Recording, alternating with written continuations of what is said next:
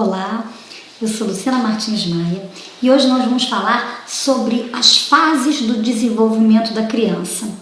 Quando eu explico fase do desenvolvimento da criança, meu objetivo é mostrar para você mais ou menos como é que a criança se desenvolve mês a mês. Mas cada criança tem o seu ritmo e é preciso respeitar as individualidades dessas crianças. O desenvolvimento motor e de linguagem de cada fase, eles podem variar de criança para criança. O que a gente precisa é pensar num tempo máximo que pode acontecer essa variação. Então, eu não posso achar que uma criança que tem 5 anos, ela não andou porque ainda não está no tempo dela. Não. Uma criança ela vai andar num determinado período. A gente pode até dar um tempinho maior para ela andar, mas de repente chega num tempo que aí ela já deveria estar andando.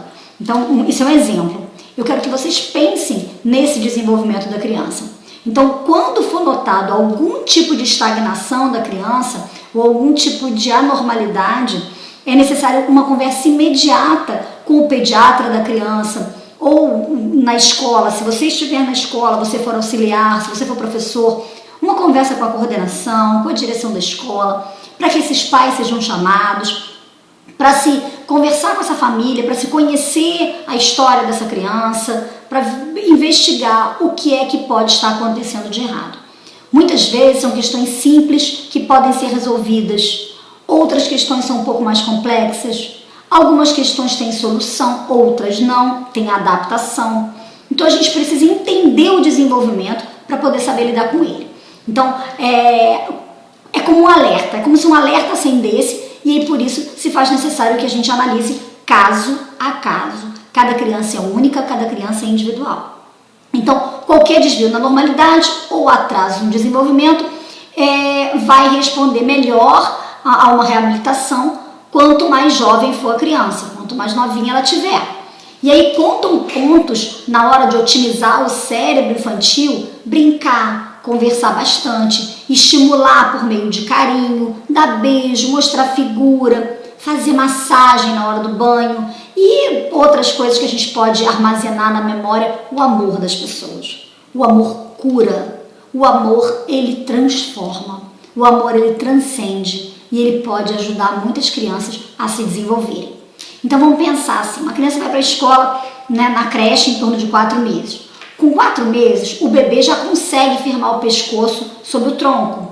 Ele já está na fase oral, ele coloca tudo à boca, mas ele consegue firmar o pescoço. Você consegue botar a criancinha no colo e o pescocinho dela já fica mais firme. Com 5 meses, a criança já consegue ficar sentada com um apoio. Algumas crianças já podem começar a rolar até pelo chão. Com 6 meses, até o 9º mês mais ou menos, é fundamental que a gente verifique se a criança tem um bom contato ocular, se alguém olha para essa criança e ela corresponde a esse olhar. Ela também, nessa época, ela leva o pé na boca. E aí, com 7 meses, ela já consegue vocalizar alguns sons indiscriminadamente. Ela já faz, ela faz uns barulhinhos, reconhece o tom de aprovação e desaprovação, já vira de bruços sozinho, se apoia no antebraço para observar o ambiente. Lembrando, isso não é regra. A criança fez 7 meses, ela já consegue virar de bruço. Não. Tem crianças que viram um pouco antes, tem crianças que viram um pouco depois. É nessa época, mais ou menos. Então, com 8 meses, a criança já vai atrás de objetos que despertam a sua atenção. Quando ela alcança esses objetos, ela experimenta virar esses objetos, sacudir, apertar, bater. Ela já mexe o corpo dançando para acompanhar o ritmo das músicas. E é importante, então, você, educador, família, que você trabalhe isso com ela, que você estimule, pega um objeto, põe numa certa distância, vê se ela vem buscar, transforma isso numa brincadeira para desenvolver a criança. E aí, com 9 meses, a criança já se joga para frente e até o 10º mês ela já consegue engatinhar. Muito cuidado com esse se joga para frente, porque a criança se atira mesmo do colo. Se você não estiver segurando ela, ela pode cair do seu colo, porque ela se joga. Muitas vezes ela quer ir para o chão e dependendo de onde você estiver, ela não pode ir para o chão. Então, são poucas as crianças que pulam essa etapa e aprendem a andar direto e não engatinham. Normalmente a criança vai parte para 4 apoios primeiro, para depois ir para 2 apoios, no caso engatinhando e depois ficando de pé. Com 10 meses, a criança já consegue bater palminhas, né? Surgem os primeiros sinais de que os músculos estão firmes o suficiente para que ela fique em pé e possa aprender a caminhar.